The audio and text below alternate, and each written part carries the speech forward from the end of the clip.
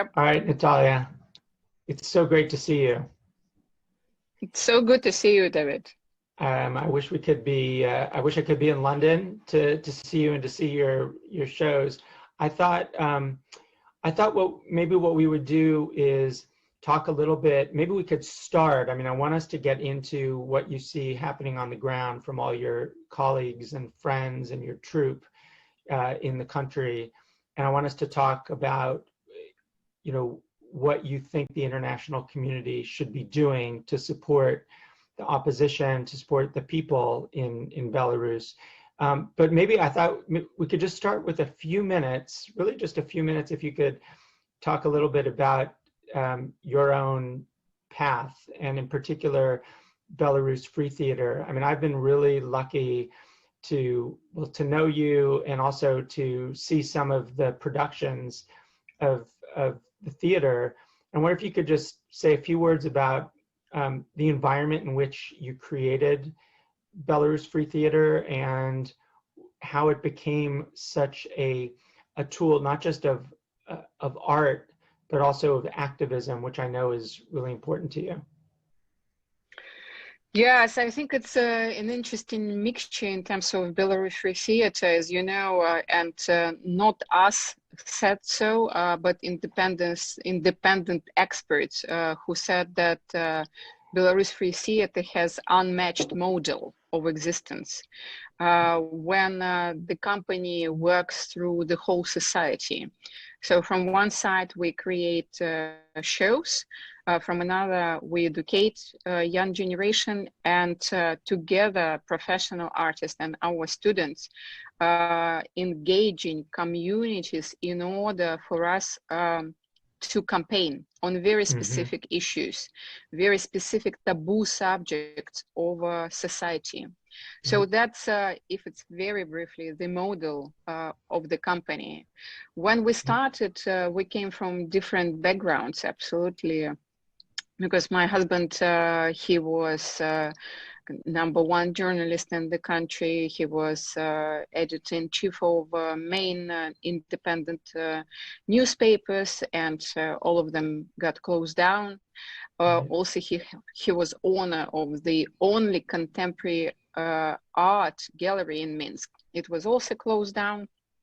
And then he was co-founder of, so it was called Alternative Theater, and it was lost due to Prior Bank, so it was connected to the bank that got established in Belarus. So everything what he established in his life was lost. So every single thing that he will open, initiate, and he will be owner of that. It will be taken away.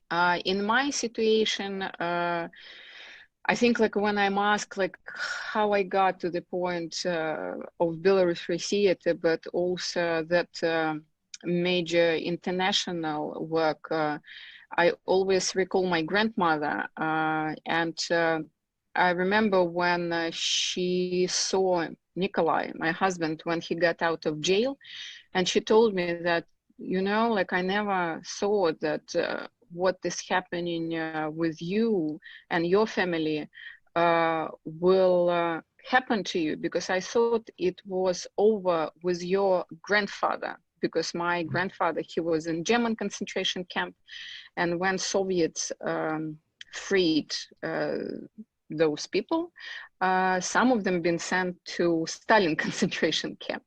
So unfortunately, my grandfather was one of those people. And I told her, like, you know, Granny, it's part of our DNA.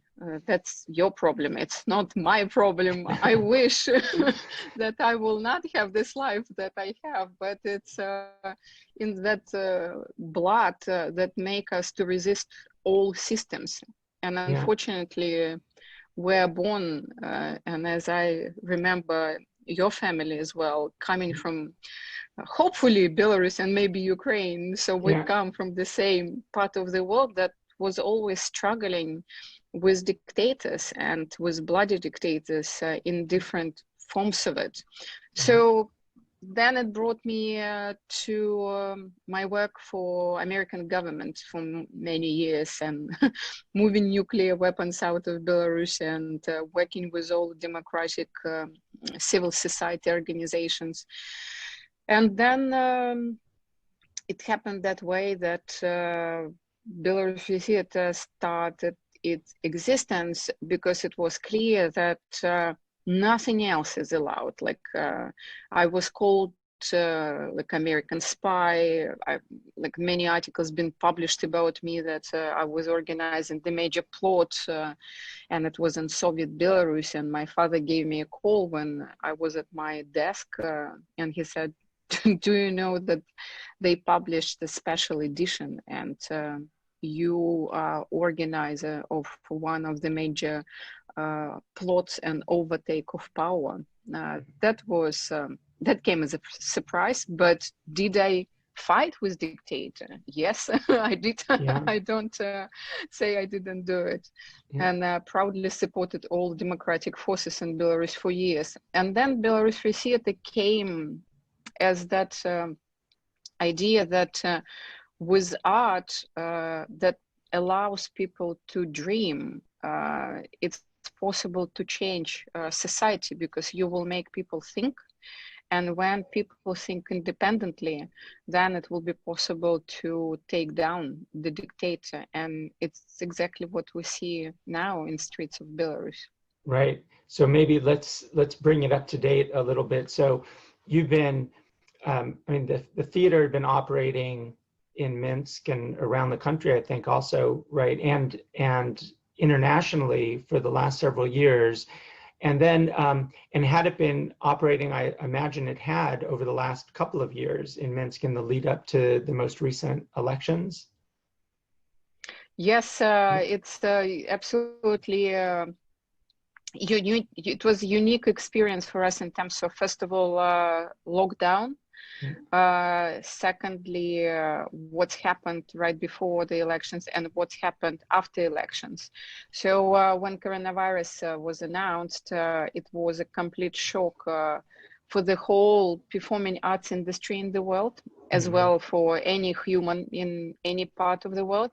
But in terms of like when you start not when you start to think logically, not emotionally, you understand that we existed in lockdown for all years of our existence. Yeah. And we worked online for the last 10 years, since the moment when Nikolai and me became political refugees in the UK. And also, we had the partner who worked with us, but 3 years ago, he established his own company, Vladimir. And we've been rehearsing all shows online from London, while our actors been underground in Belarus. And we decided to create the show that is called A School for Fools, and it's based on absurdism. It's a kind of postmodernism, Russian postmodernism. Sasha Sokolov, and he spoke in his novel about a boy who had dissociative personal disorder. So there were two people in his mind.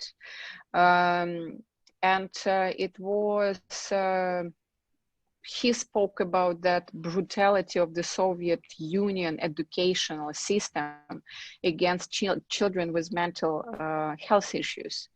And it is recognized as one of the best kind of Russian postmodernism pieces. And it's exactly what we rehearsed online. But instead of just showing that once and recording it, the principal idea was that we will perform online, but we will perform online every single time, every single week. So people will go on Zoom and they will see the show on Zoom. But first of all, it was a unique experimental technology-based show, because phones of people been linked, and you will see the same wall in two different apartments. So, or part of the picture will be in one room and the second part will be in another, but in reality it will be one, what people will see. So it was very interesting experiment like to have, and for audience it was amazing engagement, because when they see it, they understand it's not pre-recorded. They understand that they sit in front of their Zoom and watch it, and that particular moment actors perform for them.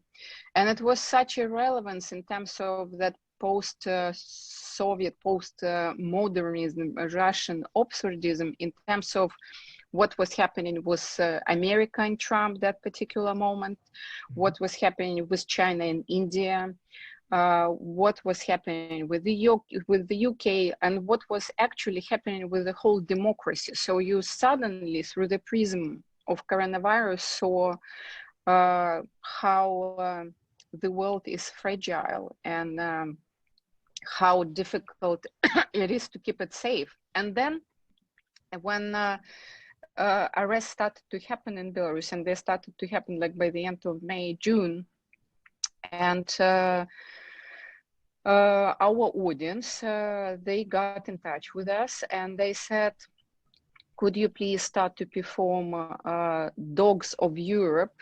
And I'll tell you soon what the show is about. Dogs of Europe show live, face to face.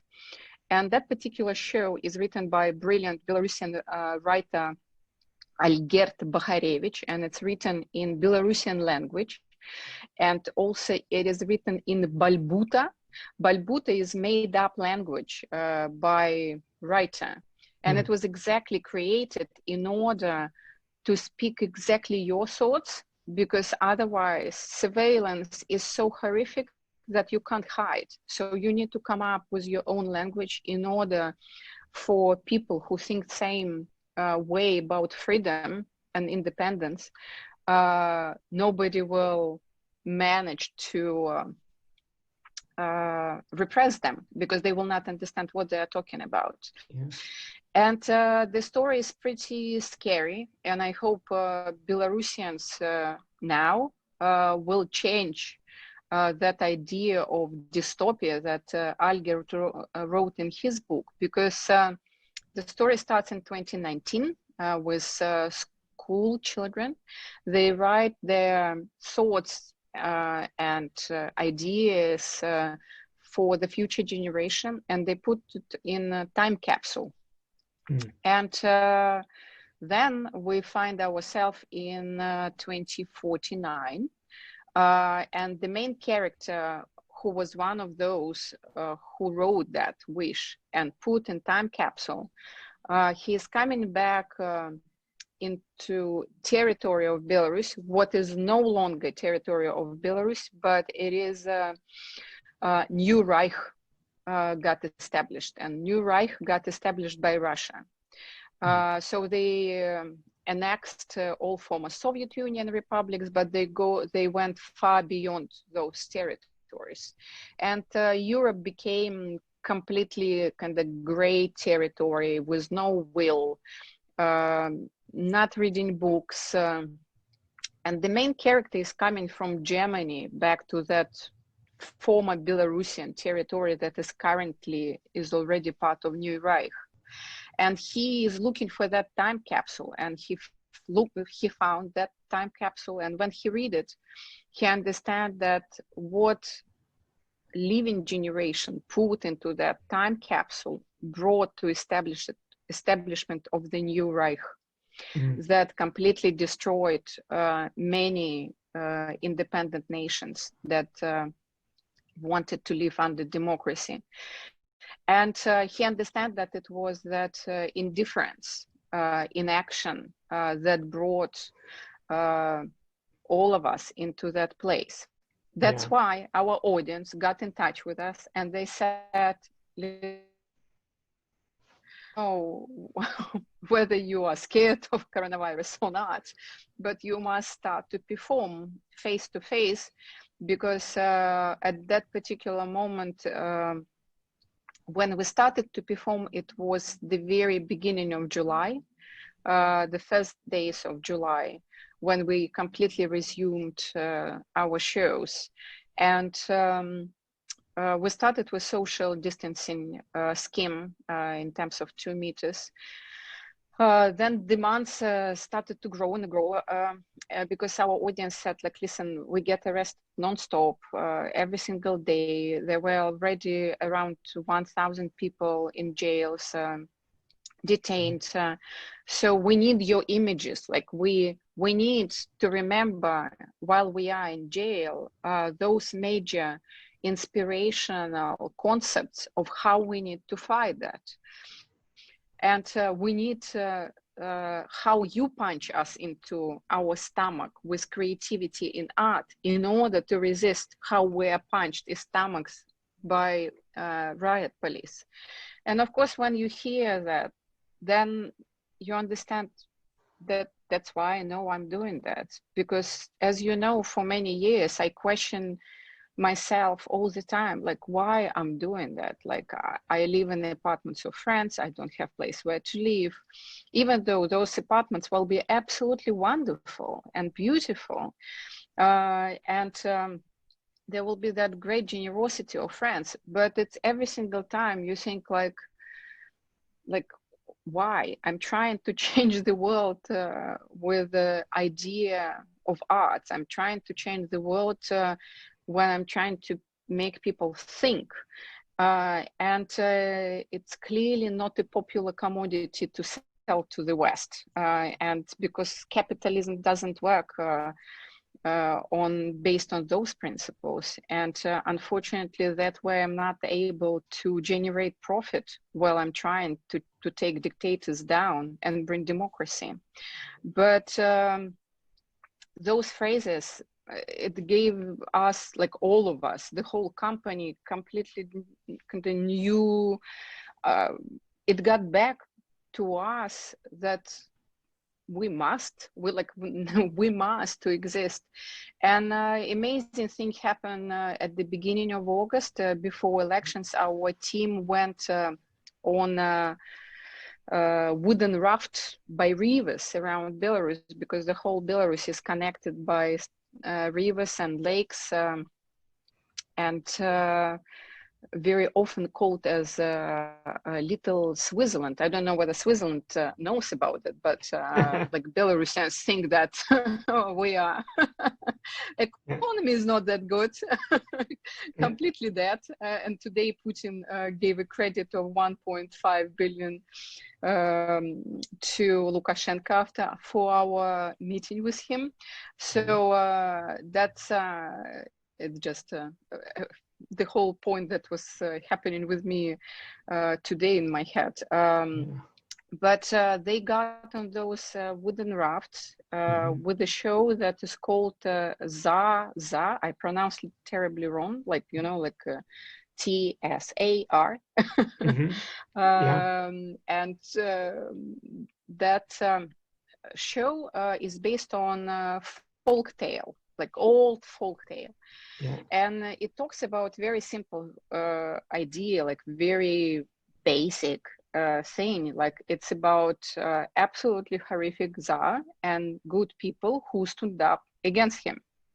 And what is great that this show goes into the most remote areas of Belarus, where there is no internet, and only potentially, in the best case scenario, it will be one official TV channel. In the worst case scenario, it will be radio spot, also official. It means that population will not be informed, and even though the population there will be very small number of people, like it's villages, like real like rural areas, like maybe sometimes it's like 200 people or even 100. Sometimes it might be even 5 houses altogether. It might be like 10 people. But the point is that every single person has a freedom, as you know, because you've been leading on all of it for so many years, media, expression, and information. And they arrive there And usually, because it's riverside and it's August, it means it's very good weather. It means all the families will be there. And it will be all generation. Why folktale is perfect, because you are able to have accessibility to any age and layer of society. They arrive, they perform. After that, they stop there, they make dinner together, they tell what is happening in major cities all over Belarus. And next morning, they hit not the road, the river again, the river, right? with the, with their wooden raft, sleeping in tents. And this is exactly what is theater doing. But of course, we went through very difficult times with our team because our managing directors, who you met in New York, Svetlana and Nadia, and our actress Dasha, and she is also a filmmaker, they got arrested on the 9th of August and went through absolute horror. And what they've been sharing, like, sometimes I think like I went through enough stuff, but when like even when I recall when I was threatened to be raped, when I was standing for 24 hours facing wall with my hands back, the moment you slide the wall, they start to beat you with police baton. There were women next to me, like they were 68 and 72. And when I started to ask them to bring chairs, I mean, riot police, they said, like, you just say another word and you will be just raped with those legs of chair. And that kind of felt enough when you threaten non-stop, and in terms of the language that they use against you, it's already feel as a pressure. And of like, because they've been beating up, because I have my ribs broken during previous arrests. So and when was that, like, Natalia? I know. So in my case with the jail, it was in 2010.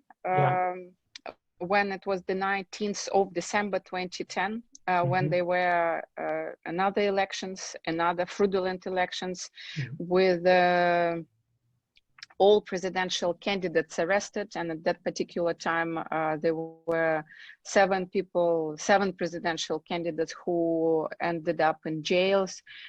2,000 people got arrested. And at that time, now a number of our friends, they sent us video reportages where I give interviews. And in 2010, those journalists, they say, this is the first time ever when Lukashenko used such a police brutality against journalists. And it's like, okay, that is exactly what we hear now. This is the first time ever when there is such a police brutality against peaceful protesters. And like, and you feel like you are immersed so deeply in a horrific deja vu, because okay, if in 2010 everywhere it was reported that such a brutality is used first time ever, why it's still not stopped by the world community? Right. And why it moved even further down the line when he started to kill people during daytime. And Natalia, why do the you moment think... I start to connect all of it, like I'm going into... Well, that's what I think remarkable is, right, that story of repression isn't new. But why do you think, like, what's the change in this particular moment? Like, why the mass protest in the street? What changed that made that possible? First of all, it was 2 simple things that triggered that. First, if we have a look into statistics and to data, not my emotional throwback into history, but numbers, statistics that shows that the economy went down in March and April. And then after that, coronavirus happened. And based on those two particular triggers, Belarusian population got a very clear picture that Lukashenko doesn't plan to improve people's life at all. He is interested only in himself. The thing that got changed dramatically, it's internet.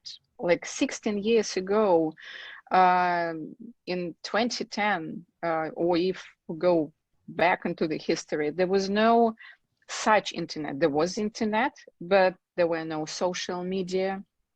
That plays now the most important role as Telegram channels. And people didn't have any access to independent sources of information, because first, all independent newspapers got closed down many years before that. And people didn't have that information. And here, they read news from different parts of the world that people are dying from this virus. And Lukashenko is saying that all of it is panic. All of it is in your head. If you stop panicking, drink vodka, get to sauna, and get on tractor. I mean, I somehow could understand vodka and sauna, even though not a big fan of either or. But tractor, I mean, that's an incredible solution how to deal with coronavirus. And of course, this is the completely new generation. I call that revolution of Generation Z, because it's completely new generation. This is exactly those young people who grew up under his dictatorship. But again, as you know, that in that part of the world from where you come and where I was born, we get married very early. I got married when I was 19 years old, and it means by 25 I already have a child. It means this whole generation will already have families, and it means that they understand that their children will grow up under dictator. And this is what is simply not possible. So first it was economy, because in Belarus we have absolutely incredible IT sector. Again, this is young generation, educated, speaking many different languages, understanding that under this guy who doesn't understand any market economy, there is no chance for them. Secondly, they understand coronavirus. When the world is trying to save their population, he is saying, no, you must work. Otherwise, who will work? And that triggered.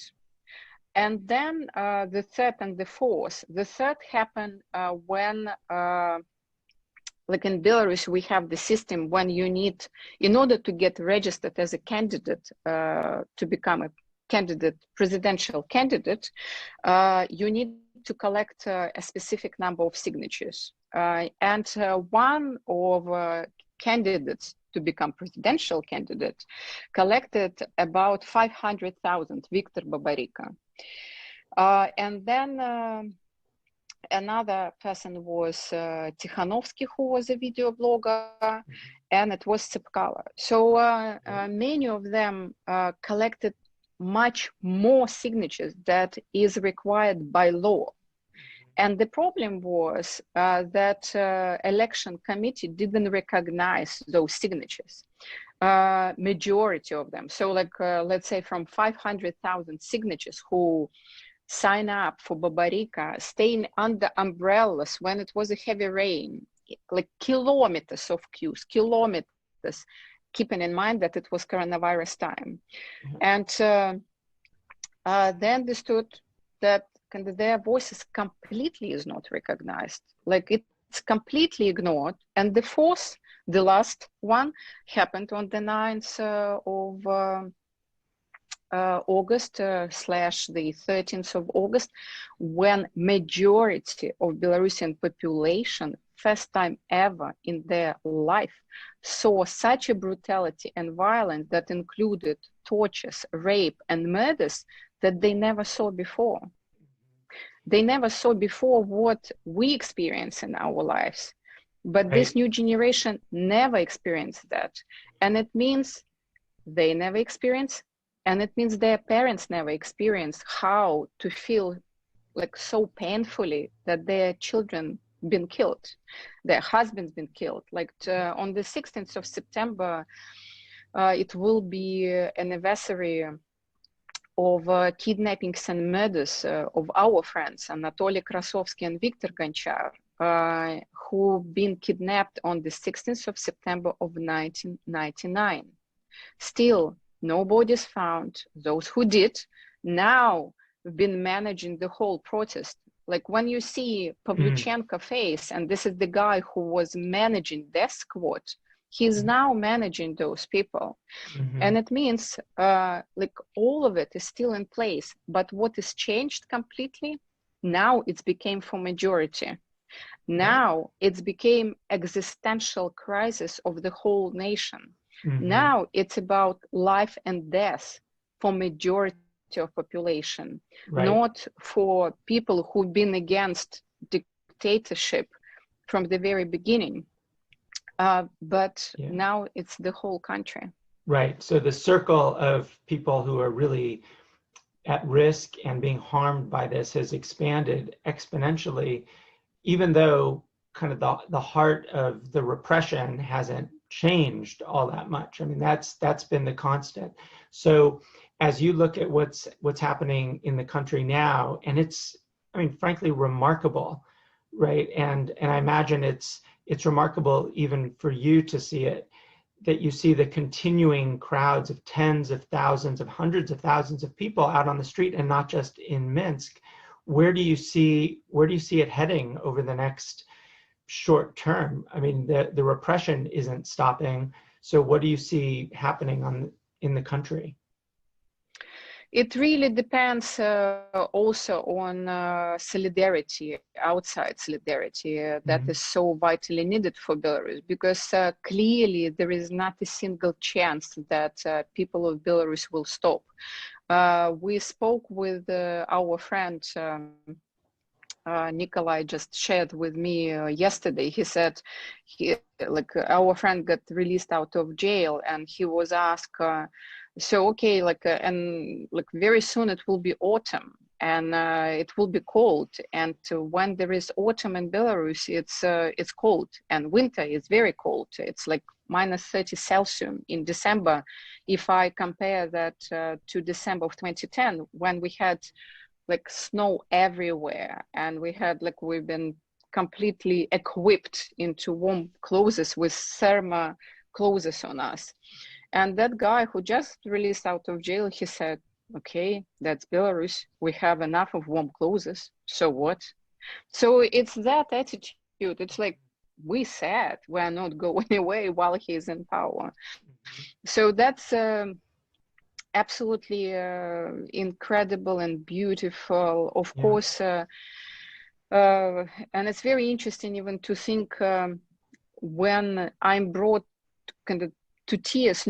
I need to tell you honestly that not often, but again, you will understand that very well when you deal with major brutality and violence, that you need to be so clear and concentrated on how to stop it, that you don't have place for those emotions, and you feel that you put all of it inside of you, and you think, one day I'll cry. Right. But of course, there are those moments when suddenly you will see our actors who are streaming live non-stop from Minsk, even those who signed after they got released out of jail, they've been made to sign specific protocols. If you are detained once again, you will be jailed up for 8 years for criminal charge. And they still go and they stream every single day from streets. And one was just one of those unique moments when I thought like, okay, I feel the tears are coming up and I need to stop watching that video because they've been passing school, primary school. So they were kids, like 6 years old kids. And the demonstration was moving in front of them. And those kids, they've been shouting from those bars in their primary school, as you know, like all children are behind bars in schools.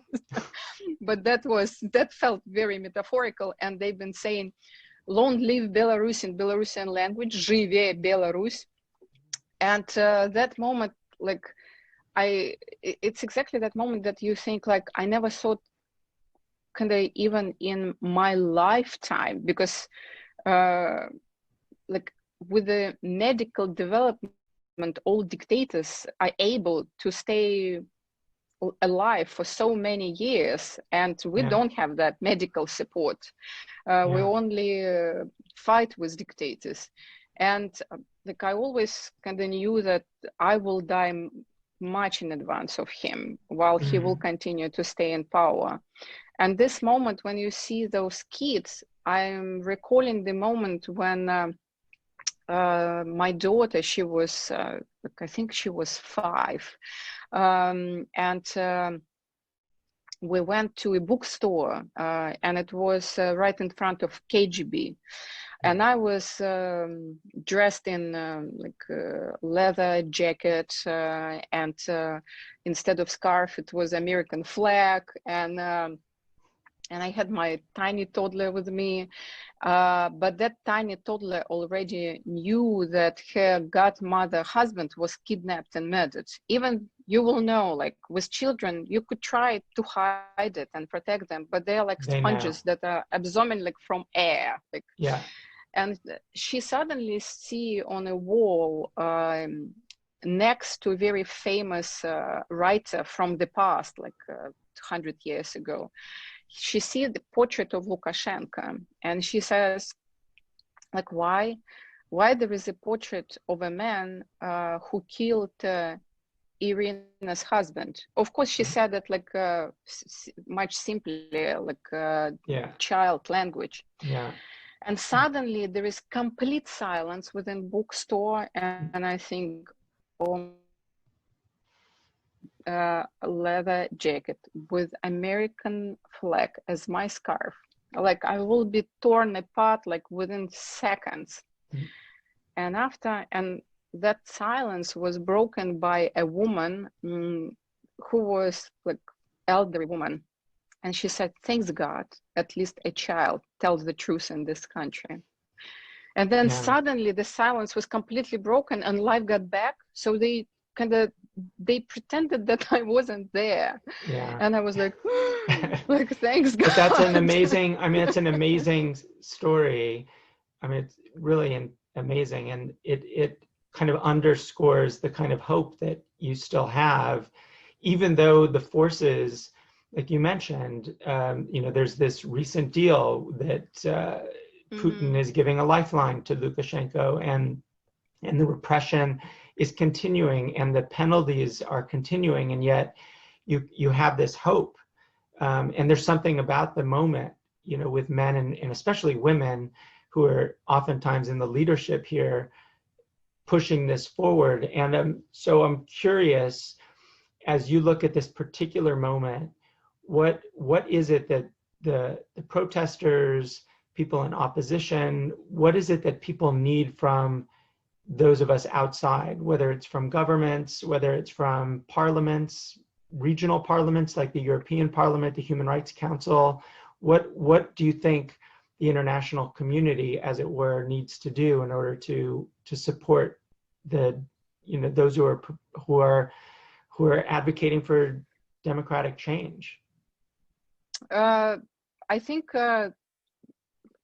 it's so vitally important for Europe, for EU to wake up, like seriously wake up, because of course, like what we observe over the years, it's unfortunately it's a repetition of the same scenario, when somehow Europe pretends that Belarus doesn't exist. They will issue all those statements and concerns and condemns, but there will be nothing serious put in place in order to bring the major changes into Belarus. And of course, here I'm talking only about one change, like Lukashenko must step down, new transitional government needs to work, new presidential elections must be announced under observation of UN and OSCE.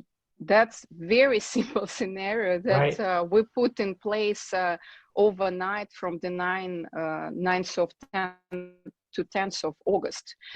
First of all, it was a major message that we sent through all channels, and it looks like it worked out, that first of all, Lukashenko needs to cease fire and put his soldiers into barracks. So at least that was stopped by Friday, if I remember correctly. But then the next steps, they didn't follow, because within the first week, we've discussed very simple scenario, guys. I mean, like, even like if I'm talking in between you and me, like we have so many network people, like the best negotiators of the world and mediators, who are able to make this person to get on a jet, choose the country in Africa or Asia or Middle East. As we know, Dubai just welcomed King of Spain. So there are many different options, even, okay, not that far. There are so many dictators in former Soviet Union. So there are so many friends of him. Absolutely. It's exactly that option that we said. Within that momentum of the first week, it was that momentum when it was possible to put that pressure and get him out of the country for good. And people of Belarus exactly like observing all those peaceful protests. And besides, you know that so well for many years that all democratic forces within years of a fight, it was always based on non-violent resistance. That was the whole point in Belarus. And also Belarusians, they have that mentality that it's almost like people just leave us alone. I mean, like everyone, just leave us alone and we will develop our country. So Russia, we will be neutral to you, we will be pro-European values, we'll work together, and that it will be absolutely new way of country management, especially now understanding that how brilliantly new generation works with technologies and with the whole IT world sitting in Belarus, like brain. So the first week we lost. And also, not only the first week we lost, but 2 months before elections, we've been lobbying to put sanctions in place when already 1,000 people got arrested before elections. So we appealed everywhere, EU, DC, UK. Do that now. Put targeted sanctions in place, and then we will avoid bloody crackdown. We know what happened. First, coronavirus. Second reply was summer holidays. That was it. And then we lost the first week. And of course, we are not able to talk about if in history, because history doesn't know if. So it didn't happen. And unfortunately, we have what we have, and we need to deal with what we have in front of us. So very simple things, including American Congress, where we still have friends, and those brilliant people who who worked with John McCain, and I only wish he was alive, and I'm sure it will be a different situation. They continue to help us now, and it's possible to make that very clear statement that Svetlana Tikhanovskaya, is legitimate representative of the country. She is national leader. Follow steps of Lithuania. Go beyond kind of all those papers and say she is the president. People voted, even based on artificial intelligence platform that is called Voice. She won. Okay, let's forget about artificial intelligence because it's controversial, but let's based on results of those electoral commissions who've been so brave to announce the real results of elections. And in Minsk, for example, one of a district in Minsk voted 90% for her. And all those polling bulletins that authorities have been trying to burn down, they show that she won. Okay, simple thing. Choose the wording that you want to all parliaments, and including American Congress, and announce her as a national legitimate leader of the country. Or the best case scenario, as Lithuania did, announce her the president. Especially, we need to keep that in mind. Svetlana said, I'm not a politician. I'll come to power when I become the president. Within the first months, I will announce next presidential elections after all political prisoners are released, and they will run for that presidential elections. So that's a very transparent position. And it's very simple thing. So European Parliament, of course, that doesn't have law pressure, but European Parliament has moral pressure that is able to put on those bodies of European Union that is able to go through legislation. Same with the Congress. I know it's very difficult situation in America, and I know that it's very difficult to take anything through legislation, but all revolutions, the result of those revolutions are made by small groups of people. And if those people who stay in power everywhere in the world, including parliaments, governments, and if all MPs, like let's take British Parliament, 600. So every single MP will send messages to Boris Johnson and Dominic Raab and say, recognize her as legitimate and him not as legitimate. As the first step, put your own Magnitsky Act in place. Don't continue to issue non-stop condemns and consents, because it simply already doesn't feel professional that you are able only to tweet and say that we stay with Lithuania or we stay with Sweden. Do something on your own. So something beyond the paper. Something beyond the paper, absolutely, because here we need to go, this particular case, it's exactly that this is the moment in history. If we are not able to change it now, if we are not able to bring democracy to Belarus now, there will be no possibility to stabilize the region, because of course we need to understand clearly. The moment we send that message to Russian people that, listen, it was possible to take dictator down.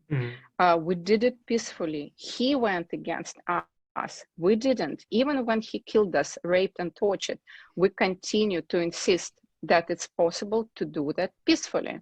So it will send a major signal to Russian people. That's why I said that on the day when it happened, I will confirm it now. That's why Alexei Navalny was poisoned, because he was really streaming that idea to Khabarovsk and to all other cities and towns in Russia that look at Belarusians. what they do, we could do. And even on his Facebook, he was non-stop promoting crowdfunding to support victims of major repressions in Belarus. It's not coincidence, because when one is going down, then there will be no chance for Kremlin to stay strong.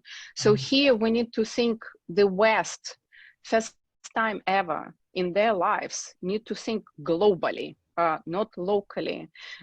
Because of course, when like all of us understand how politics work, when European Union is dealing with Belarus, everyone is playing card game, like, okay, like I will put sanctions in place if you deal with Turkey, and I will put sanctions in place if you deal with Mali.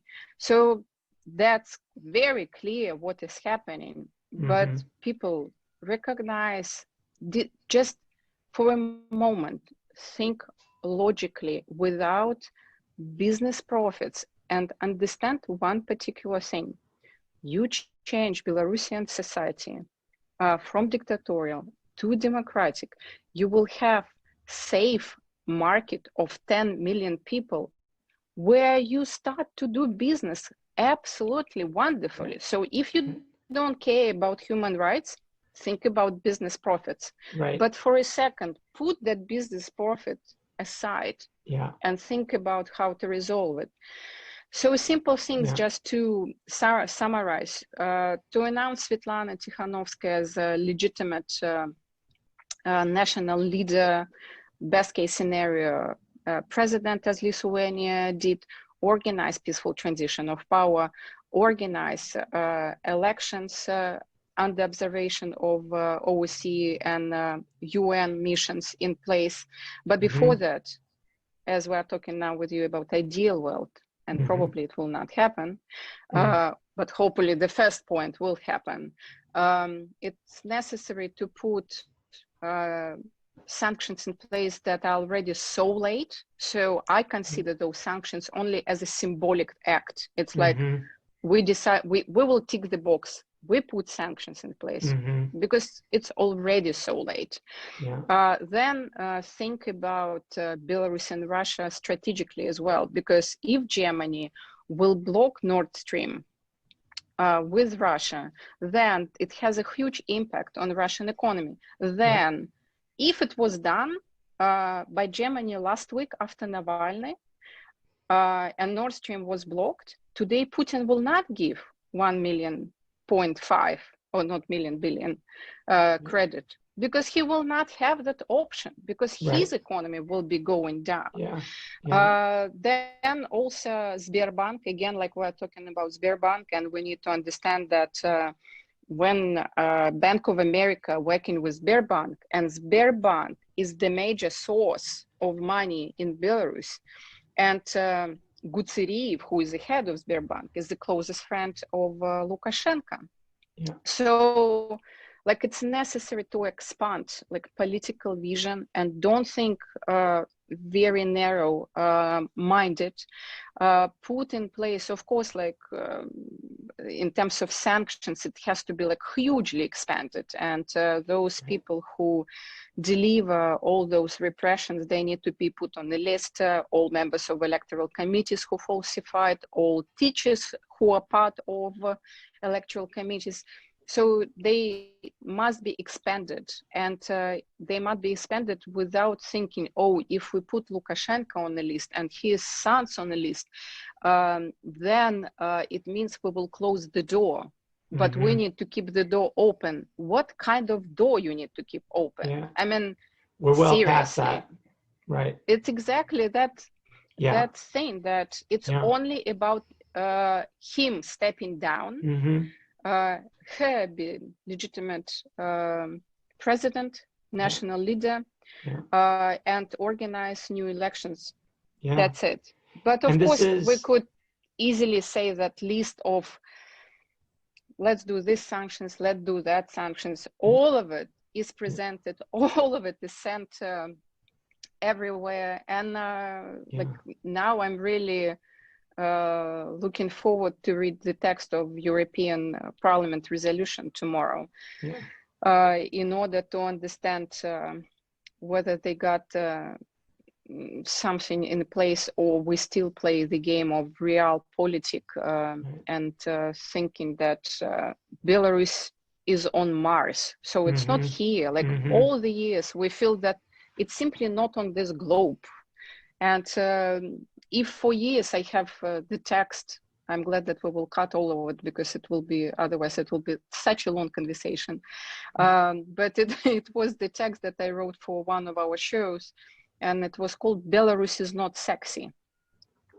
Because but now I feel it is. Well, and this week also is the Human Rights Council meeting, and the Europeans are trying to put this on the agenda there. So, conceivably there will be, all of these different actors who will put it back on the agenda. It's obviously a part of the overall effort, but I think your summary is exactly right. And to the extent that we can get the international community to focus on concrete steps, let's be hopeful. I mean, from your description, it's not as if the people in Belarus are going to go back into their homes and say, well, that didn't work, we're done. It sounds like from your perspective, it's going to keep on, people are going to keep protesting. And it will. It absolutely. I mean, like when I hear all those phrases that we have enough warm clothes, I understand that people are ready to stay through autumn and winter. My major fear, if international community will continue to play realpolitik game, we might end up with Ukrainian scenario, because in order to keep thousands of riot police, militaries, like all representatives of all military law enforcement on streets every day, it means that he's spending like exactly the sum that he got today from Putin within 1 month. Yeah. So, okay, let's calculate. There is very simple numbers here. Our golden resource, it's 9 billion. So he already spent 1.5. Again, he got 1.5. So it will take us exactly to February. So what we might end up, first, the whole independence will be sold out to Russia. And it's exactly what was confirmed today at the meeting with Putin, that they will do military training together, joint military training. They got that credit. So everything what we've been discussing, what might happen if the West doesn't act properly, without military invasion by Russia, de facto Belarus will lose its independence, because it will be economic annexation. So that's very simple, scary scenario, again, with no future for the country. Right. But before that scenario will happen, by February, he will not have any money to keep his riot police in place. And the only thing that it will be left for him to kill again. Yeah. And to kill many if it continues. So there is tiny window. And for America, it's even less because of presidential elections in November. So we don't plan to reach out to any of our friends like within the next, like we give to ourselves that we're able to make Americans talk strongly now within kind of 2 weeks before, but then those who help us now will be then preoccupied with presidential elections in America, because it's another country that we need to save. Right. Well, that's true. Otherwise, that's absolutely true. If it continues the way it is now, I'm afraid that the whole world will collapse. Well, we need to end on a more hopeful note, and I mean, I think that right, and hopefully that hopeful note will come. I mean, not just in November, but even earlier in Belarus. And I think the specificity of what you're describing, of what's required, is important. And let's hope that the European Parliament, Human Rights Council, states, really step up and do the right thing here. Natalia, I'm going to let you go because I know it's getting late over there. At least I'm going to end recording and I say will thank tell you. you before Yeah. before you switch off the recording, I'll Yeah. tell you just one thing for a hopeful idea Yes. for the future, because Belarusian resistance is also heavily rely on strikes, worker strikes. And last week, one of the most amazing coal miners, not coal miners, ash, like we have a potassium plant. But he's a miner who works like many kilometers below us. And what he did, he used handcuff, and he handcuffed himself in order not to leave before the results will be changed and Lukashenko will step down. Unfortunately, of course, authorities sent people in order to cut that not handkerchief, it's a Like the I will need to repeat it, David. Handcuffs. Yeah. So authorities sent to cut that handcuff, and he was brought up. But he said, I was brought up under dictatorship. My whole life went under dictatorship, but I want my children to live in another free country, and I will continue my fight. And it's exactly what we must do jointly. That fight for human rights and morality could bring results only if we do it together. Otherwise, we will not make it happen. So joint effort, and while we stay in unity, will bring that change. Great. Natalia, thanks so much. Thank you, David. Yeah. It's always so good to talk. Yeah, this is great.